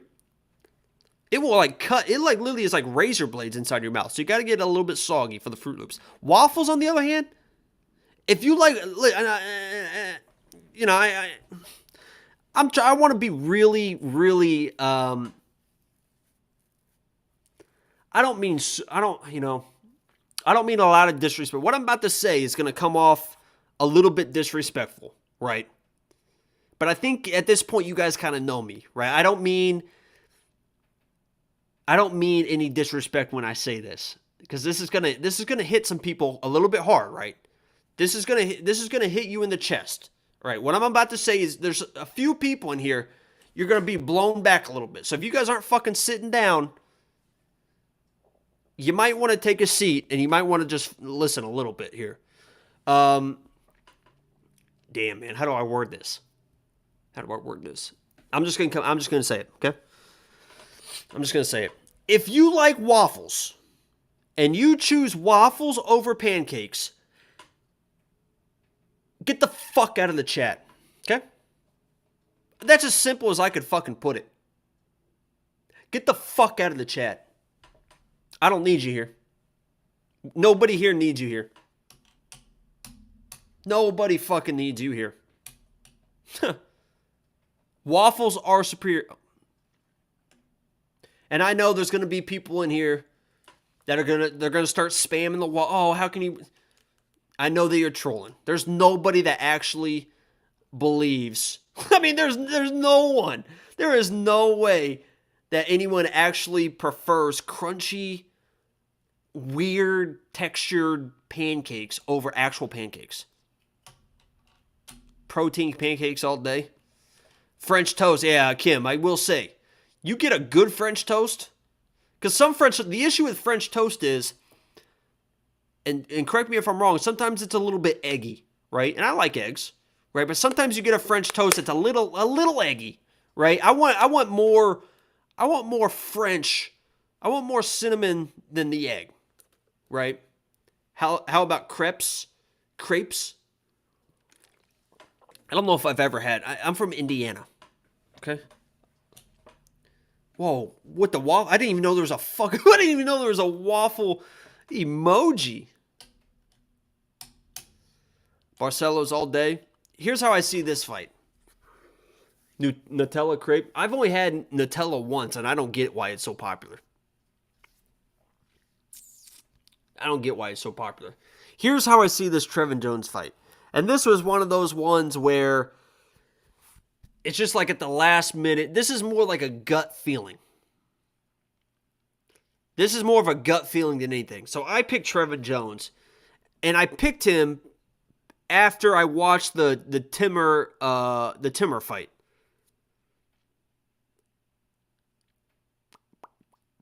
You better be a breakfast fight for UFC 280. I love breakfast food. If I can go to the best thing you'll ever eat is if you guys just go to Waffle House. I know a lot of people are like, "Oh, Waffle House is disgusting." It is disgusting, and you might get sick eating it. But Waffle House, oh my God, you get toast. Their hash browns, their hash browns are incredible. You get eggs, hash browns, toast, bacon. Oh my God, holy shit. Waffle House is the best hangover food. It's the best drunk food. I can't count how many times I've been to Waffle House at 3 a.m, and then I wake up at 10 and we go back to Waffle House. Incredible. Anyway, the Trevin Jones fight, I picked Trevin Jones after I watched the Timmer fight. And if you did not watch the Timmer versus Trevin Jones fight, it is unreal The amount of damage that Trevin took in the first round of that fight, I don't know how Timur didn't finish him. And then Trevin Jones just comes out in the second round just like, boop, and just knocks the dude out. I could see the exact same thing happening in this fight. Hani comes across, super aggressive. Trevin's doing his thing, which is like not throw punches. Because for whatever reason, Trevin Jones just doesn't like, I don't know if he just doesn't like fighting, but he just is like, he just like walks around the octagon. He, throws a little bit of this, throws a little bit of this. He throws a jab, he throws a little bit of this. He's just walking around. Trevin Jones is like the most. People talk about Latifi being inactive when he fights. Trevin Jones just, a little bit of this, a little bit of this, and that's why he loses so many fights. Right? I mean, that's why he loses so many fights, because he just doesn't do anything. He's got so many. I think he has like 6 split decisions, but when the guy actually does fight, he's a pretty good fighter. He's an underrated grappler. He started off as a grappler, right? So he's got good grappling. If he comes in and shoots some takedowns, I wouldn't hate that. But I think this is one of those situations where Hani, coming off that loss that he should not have lost, right? I mean, Hani should not have lost his last fight. Comes in, gets a little aggressive. Trevin looks like he's hurt. Hani tries to chase a finish. Can't finish him because Trevin Jones is very tough to finish. Hani blows his load, gets a little bit tired. You saw that in his last fight. And then Trevin finds the big shot, man, because Trevin's got power in his hands when he actually fucking throws. 13-8. He's one of the best 13-8 fighters I've ever seen. The issue is he just doesn't fight. He just doesn't fight. Just stands there. Just don't fight. He's like me. He's like me on a Friday night when I was like 22 years old. And I'm talking 22 years old. At that time, I literally was 130 pounds at 22 years old. And I'm talking, I'm at the bar, it's 2 a.m. Every dude I see, it's like, what's up, man? And I'm usually like looking down at him, right? Like, what's up, little man? Huh? What's up, little man? That's how Trevin Jones fights. What's up, man? Huh? What's up, little man? That was me at 22 years old, every bar. Ain't nobody fighting me. What's up? So on this one, do you guys want another premium bet? Who do you got in Trinaldo versus Brown? I got Brown, but I will never bet on Jones. He'd lose every time I bet on him. There's just something about it. It just feels like this to fight. Because Trevin is one of those guys that's going to be... He's almost like a Michael Johnson, right? And I think people were talking about Michael Johnson in the Discord today. Michael Johnson's going to lose to everyone he shouldn't lose to. And Michael Johnson pretty much beats everyone he shouldn't beat. And it feels like Trevin Jones is going to be one of those guys. He beat Timur. He shouldn't have beat Timur. He probably shouldn't beat Hani. He's probably going to beat Hani. It feels like he's turning into one of those guys that just shows up when he's not supposed to show up and is flat when he's supposed to be the favorite. But what was I saying? Oh, premium bet? Yeah. Nobody said they wanted the bet, so guess you don't want the bet. It's fine with me. Oh, Mitchell wants the bet. Here's another premium bet. And there's a lot more than just these. So sign up as a premium member. Zach, same situation. Here.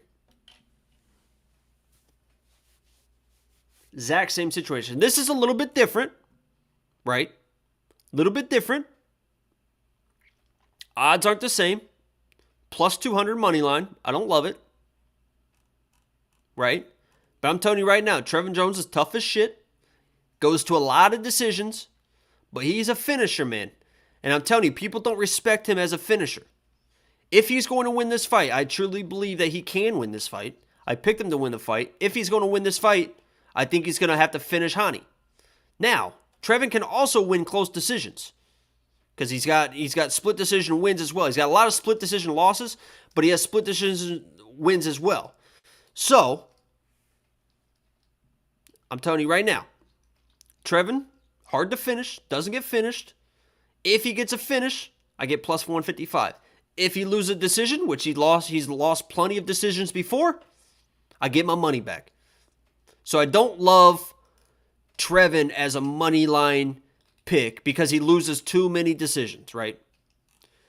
Trevin loses way too many decisions and he's way too low volume to trust even at plus 200. Plus 250, plus 300 might be worth a sprinkle. This is probably still a little bit, I'm not playing money line.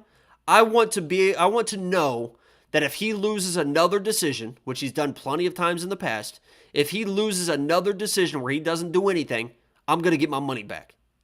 That's the only way I'm playing Trevin. That's the only way I'm going to play Trevin. I picked him to win the fight, but the only way I'm putting money on Trevin is I know I'm getting my money back if he does the same bullshit that he does every fight, and that is lose a decision. But he finds that shot that I think he might find, then I'm winning my bet. So that's how I'm playing Trevin, the same way that I'm playing Slava. It goes to a decision, no harm, no foul. I get my money back. He finds that finish. Maybe Hani gets a little bit tired. Hani's coming off back-to-back losses, especially that last loss he should not have had. Trevin's got real power in his hands, and I think he's an underrated grappler as well. I win my bet.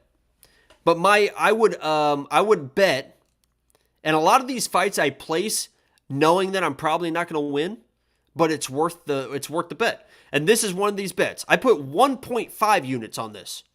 1.5 units on this at plus 155, and I fully assume and I fully expect I'm going to get my money back, right?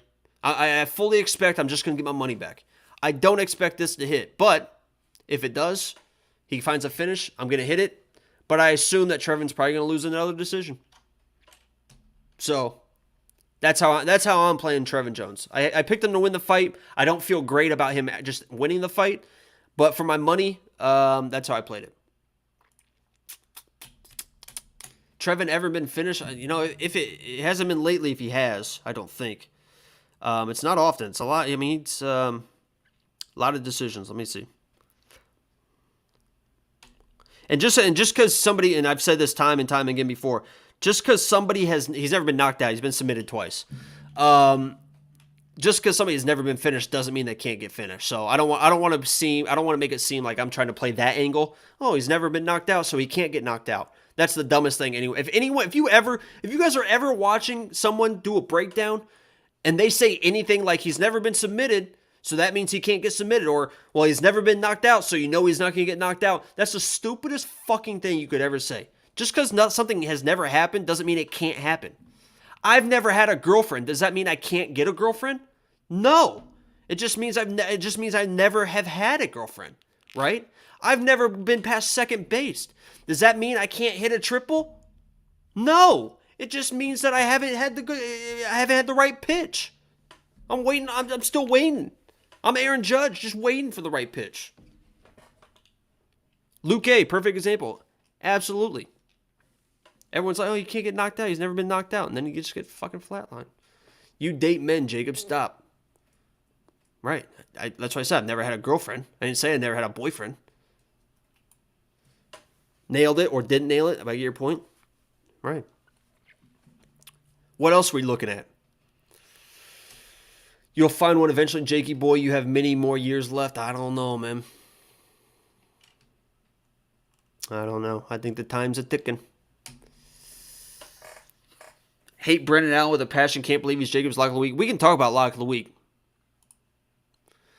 We can talk about lock of the week. And this is another one of those situations where, and you guys tell me, okay?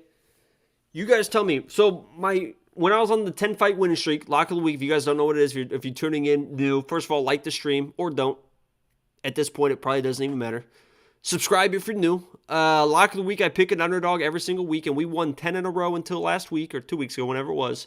And the strategy for the winning streak is I don't care what the odds say. I don't care. Always pick the better striker in a mostly striking matchup, right? If you expect them to stay on the feet, I don't care if somebody's the more powerful puncher. The better technical striker, and that person's going to win probably 80% of the time. When I was looking at this card, top to bottom, and you guys let me know, right? You guys let me know. I can't find one underdog except for Jan versus Dern, right? I can't find one underdog, and this includes Brendan Allen, by the way. I can't find one underdog that is the better striker in the matchup, right? I mean, let's look at it. And this is where I struggle with lock of the week sometimes, guys. So we're looking at Guido Cannetti, not a better striker. We're looking at Chelsea, not a better striker. We're looking at Felipe, not a better striker. Brendan Allen, not a better striker. Jesse, this was the only one I could find that might be close. That might be close. Jesse he doesn't have a lot of head movement though. Silva, I think, is probably still the better striker. He just does stupid shit. Jesse doesn't have a lot of head movement. And he was going to be my lock of the week, and I changed my mind. Brendan Allen was lock of the week, then I went back to Brendan Allen. Anyway, let's keep moving on. Jessica Penne, not a better striker. Alexia Oleinik, not a better striker. Slava, better striker, but it's not going to be a mostly striking matchup. That's the issue with Slava, right? So Slava, definitely the better striker, but there's such a gap there that Mike Davis can wrestle him for 3 rounds. And that's why I didn't pick Slava, right? So Slava, definitely the better striker, but it's not going to be a mostly striking battle, right? There's going to be wrestling. Mike Davis is going to wrestle Slava. He's going to be on his back. So, yes, he's the better striker, but that's not a mostly striking battle, right? Mike Davis is probably going to wrestle. That's why I didn't pick Slava, right? Daniel Santos, not the better striker. Don. Francisco, no. And Jan, yes. And Jan was going to be my lock of the week because she definitely is the better striker in what should be a mostly striking matchup. The only thing that worries me is the pace, as I mentioned, of Mackenzie, the toughness of Mackenzie, and her willingness to do whatever it takes to try and get that fight to the ground. And if it goes to the ground, that's where things get a little bit hairy. But I'll tell you right now, Sunday, as I'm doing my live card breakdown, if you guys don't follow me on Twitter, shameless plug, every single Sunday I do a live breakdown of the card. I start watching the film. I'm doing my research for this week, for the fight week, and I literally am tweeting. So everything I say, basing on my Tuesday breakdown video, look, these are all notes for every single fight, like 4 or 5 tweets for every single fight, right? And I'll read you what I wrote here for the Jan fight. This is how I saw the fight Sunday, and I literally texted Angelo, and I said, I think Jan's going to be my lock of the week. I literally think that Jan's going to be the lock of the week. I can't believe she's the underdog in this fight. Here's what I wrote on Sunday.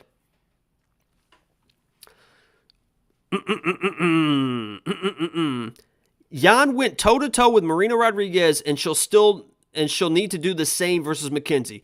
Dern is the Francis Ngannou of women's jiu-jitsu. You cannot go to the ground with her, period. But that's not all she is anymore. She is one of those people that didn't just realize she's good at jiu-jitsu and said that she's going to do that. Her stand-up is improving and improving fast. She also is tough as shit as well. We are going to see how big those improvements have been versus Jan. Dern will probably get busted up, but can she weather the storm and find a way to get the fight to the ground? Esparza was able to get the takedowns versus Jan, but Mackenzie does not have that type of wrestling. Dern is also very willing to exchange on the feet. I do not believe, remember, this is what I said on Sunday. I do not believe Dern can win on the feet, and her takedowns kind of suck. Holy shit, I might pick against my girl. That was on Sunday. Jan was going to be the lock of the week on Sunday. And I fucking changed my mind because I rewatched the Mackenzie Dern-Tisha Torres fight. And her ability to get in that clinch position and push off the cage and pull guard. Hold on. I think I had the video. If you guys haven't seen it, it's cray-cray. Okay? A little cray-cray.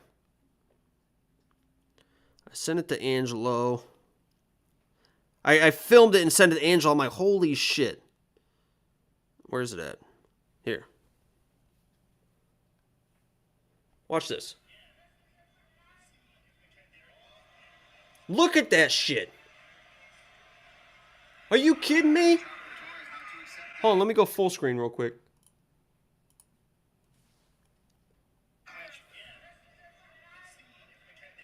Look at that shit. That's crazy. That is crazy. And her ability to just try to make this dirty with the pressure, she's going to be in Jan's face. I just think for 25 minutes, it just feels like to me for 25 minutes, she's eventually going to find a way to do something like that. It just feels like she eventually is going to... Yeah, that was Mackenzie versus Tisha Torres. Her last fight. It just feels like for 25 minutes, she's eventually going to find a way to do something like that. And then, you know, and then Jan's in trouble. I mean, she's in real trouble. So that's why I changed my mind and went with Mackenzie. But I tell you what, there's no fucking way I'm playing this. This, we might do something like that. But there's no fucking way Mackenzie is worth minus 232. There is no fucking way Mackenzie's worth 232. This is assuming for her to be a almost 3-1, I mean, over a 2-1 favorite, that's assuming that she's going to get takedowns. That's assuming she's going to get takedowns. She's not going to get fucking takedowns. She's not going to shoot a single leg and take Jan down. She just has to hope that somehow she's able to do that, what she did versus Tisha. She has to hope that that happens. And I think for 25 minutes that it's going to happen. But Jesus Christ, there's no way I'm just flat laying $230 to win $100 on Mackenzie Dern. There's no fucking way. But yeah, I agree with what Fisherman said. Eventually, I think they somehow it ends up on the ground. But let's get back to what I was saying. So, you guys would all agree with me, right? How is Jan's overall defense? Her takedown defense is going to be good enough, right? Against Carla Esparza, and that's what I wrote in my breakdown, she was taken down by Carla Esparza, but Carla Esparza is like an actual wrestler. Like, she shoots singles, she knows what she's doing. Mackenzie can't shoot a fucking wrestling takedown to save her life, right? So, Jan is going to be good enough to defend the takedowns. And Jan has her own takedowns. I wouldn't recommend it. But if she wanted to take Mackenzie down, she could easily take her down. Wouldn't do it. Very bad idea. And Jan said this week in her interviews, she said, listen, if the fight doesn't go to the ground, she can't beat me. And that's probably 100% right. And Jan knows that. You know? And it's good that she knows that. But anyway, as I was saying, I think you guys would agree with me, right, that there's nobody except for Jan that is the better striker as an underdog in a mostly striking matchup. And I'm still explaining why I picked Brendan Allen as my lock of the week. So, if I can't pick the better striker in a mostly striking matchup, or someone that has a very clear path to victory, that's the second default, right? The first is pick the better striker in a mostly striking matchup, right? That's what we always look for. We can't find it, right? So we cannot find it on this. So then we look for, does somebody have a very clear path to victory? And with this is the Dustin Stoltzfus pick, right? Dustin Stoltzfus is 1-4 in the UFC. The only win that he has is when I picked him as lock of the week, which isn't crazy. I mean, the guy's 1-4 in the UFC. The only time he's ever picked or he's ever won a fight was when I picked him as lock of the week, and that was because he had such a clear path to victory. He was not the better striker, but he could easily out-wrestle Dwight Grant in that fight whenever he wanted to. For whatever reason, he waited a long time to start fucking wrestling in that fight. Right? He waited way too long to start wrestling, but he got it done, right? That is the second criteria for lock of the week. Better striker in a mostly striking matchup, or a very clear path to victory. And Dustin had a very clear path to victory in that fight. Dwight Grant could not wrestle for shit. Dustin Stoltzfus was going to be able to wrestle him whenever he wanted. So that's why I picked Dustin, and that's why it paid off. He won with his wrestling. It was very clear. He picked him up over his head and slammed him down, right? The third criteria, and this is where it defaulted to Brendan Allen, is pick somebody that is much more dangerous in live than their opponent, right? And when you're looking at this, and you're looking at people that aren't finishers, right? You're looking for a favorite that's not a finisher, a favorite that is not a super dangerous fighter. And this is incredible insight. I'm giving you guys exactly what's going through my head and how I pick lock of the week. So maybe you guys can use it to pick your lock of the week. So The first person I saw was Grishan. Not super dangerous, right? I see Grishan, not super dangerous, boring fighter, but I don't love Linz, right? Because Linz, his path to victory is he probably needs to get to the ground. Grishan's probably got some good takedown defense. So I don't love Linz, right? More of a finisher here. Obviously Costa's a finisher. Obviously Silva's a finisher. Ricci definitely a finisher. Not really a finisher, but I'm not going to pick Panay in that matchup. Latifi definitely is dangerous with his wrestling, and Alexei Oleinik, I'm not picking him because he can just get knocked the fuck out. I already mentioned the Mike Davis. He can wrestle, so he is dangerous in that regard. I'm not picking against Sexy Mexi. Definitely not picking against Sadiq. Hani, again, more dangerous than Trevin for sure. Randy Brown, much more dangerous. So you get the idea, right? You get the idea of where my head is at. I see Jocko. We all know not very dangerous. Hasn't had a finish and whatever. Doesn't mean he can't finish him, but he's just a decision dude. And Brennan Allen, who's a super dangerous dude, man. Brennan Allen's a super dangerous dude. Yes, he is. He thinks he's a better striker than he is, but he's got power in his hands, and he's still a pretty decent striker. And if this fight somehow finds its way to the ground, and Allen gets this dude back, he's a fucking problem, man. I mean, he is a fucking problem. So that is how I defaulted to Brennan Allen lock of the week. And I think this card is great. Jesse Ronson does have a win.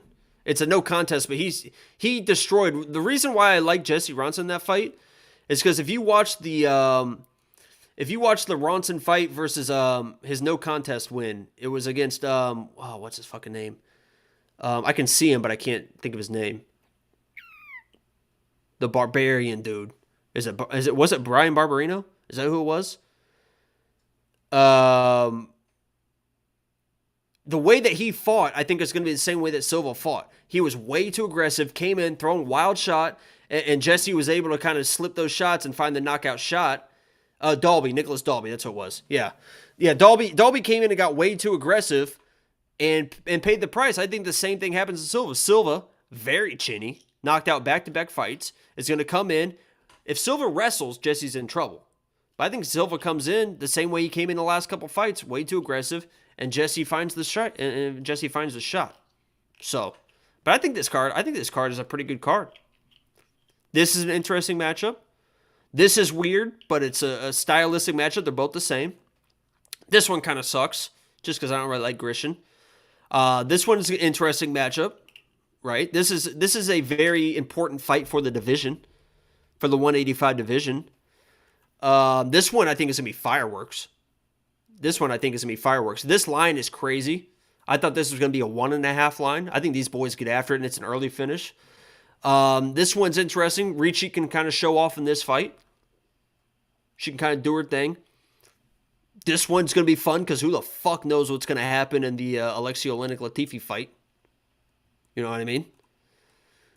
This one is the fight of the card. Probably going to be the fight of the night. Could be the fight of the night. Slava and Mike Davis. This one is going to be a lot of fun.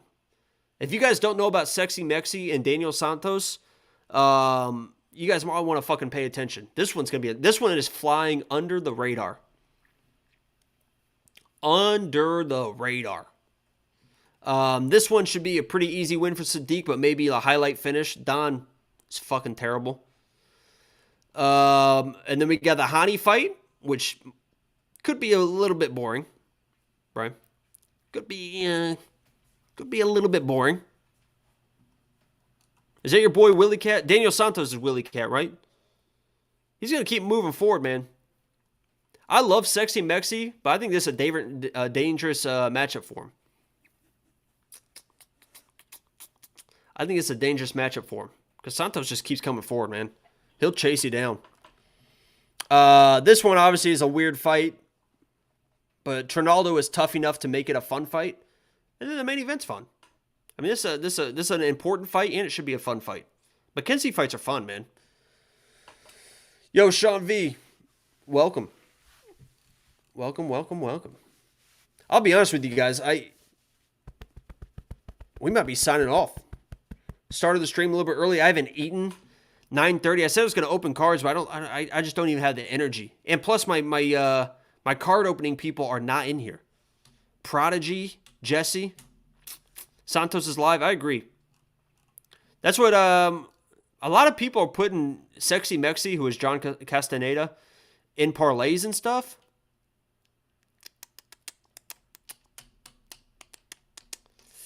You know, I like it. And I think I have him in a parlay, but this one kind of scares me. This one scares me a little bit, man. This one scares me a little bit. Any other questions, comments, concerns? Otherwise, I still need to eat. I need to take a shower. I need to do a whole bunch of stuff. But we're going to be live Saturday, man. Saturday is going to be, we're going to have the monsters, and we're going to get fucking wild on Saturdays. We'll be live an hour before the fight starts, and I'm going to be live for probably the whole prelims. And we're going to make some fucking money. See, Sean V gets it, man. Julia's going to fucking dominate. See, Sean V is like the smart, I always say, man, Sean V is like the smartest dude in the entire world, man. I think that's the best value on the entire card, and I think Sean V agrees with me. I think he agrees with me. Julia absolutely dominates. Missed the fight companions last week. Oh, I was here for the whole prelims last week, unfortunately. We saw Cameron Van King get knocked out. Paseo Battini get knocked out. 5 of the last 6. So if you guys want to fade lock of the week, 5 of the last 6 lock of the week losses have gotten knocked out in the first fucking round. So, you know, if you want to fade it, and this was a very popular thing to do for a while, was fading the lock of the week, you might want to put Jocko round 1. Because the way things are going, when I lose, whew, we go down in flames, man. Oh, Contender Series? Yeah, Contender Series is over now, right? I did like doing that. Contender Series was fun because I didn't know shit. So Contender Series was a lot of fun just to sit here and place just random bets. There's nothing better than just placing a random bet on something that you don't know anything about. Do you like Randy Brown by decision plus 150? I hate chasing decision bet. There's something about, like, fight goes the distance and somebody winning by points. I hate it. I mean, these are 200-pound men. I know it's 185 or whatever, but or is it 170? 185? But these are basically 200-pound men trying to knock each other the fuck out. I hate playing goes the distance and points. And I know it happens, right? I mean, there's plenty of fights that go the distance and people win by points. It just, in my mind, it's just hard to come to grips with placing money on two 200-pound men not finishing each other when that's all they're trying to do. Does that make sense? So it's probably not an awful pick because Trinaldo is tough as shit, but Trinaldo's getting up there, man. And just because I keep saying it, just because you haven't been knocked out doesn't mean that you can't get knocked out. He is tough, but he's old, man, and eventually you do get knocked out because he gets hit. There's no doubt he gets hit. There's no doubt he gets hit. Costa been knocked out last 2 fights, has no cardio, and we saw Cannetti go the distance with Martinez, which nobody thought would happen. Yeah, I mean, I get it. I get why people are so high on Guido, but that dude's old, man. And Costa's a good fighter. Costa's a good fighter. But anyway, I think I'm going to sign out here. That way I can watch the end of this game, get some food in me, get a shower in me, hit up Tinder, you know what I mean, see what's going on. But I appreciate you guys watching. Appreciate you guys joining me here today. And tune in Saturday. Saturday's the day, man. These are kind of the warm-up. These are kind of the foreplay. Fuck you for not ripping cards, Virgin Salamander. I know, man. If you would have reminded me earlier, it's like way too late now because it takes a while to do that. But yeah, there's a little bit of foreplay. We'll see you guys Saturday. I appreciate you guys joining me here today. My name is Jacob, Freckle Salamander. Like the stream or don't, subscribe or don't, become a premium member, and I'll be on Discord. So join the Discord. I have Bengals -3. So let's do it. Let's go to Discord and let's talk about it.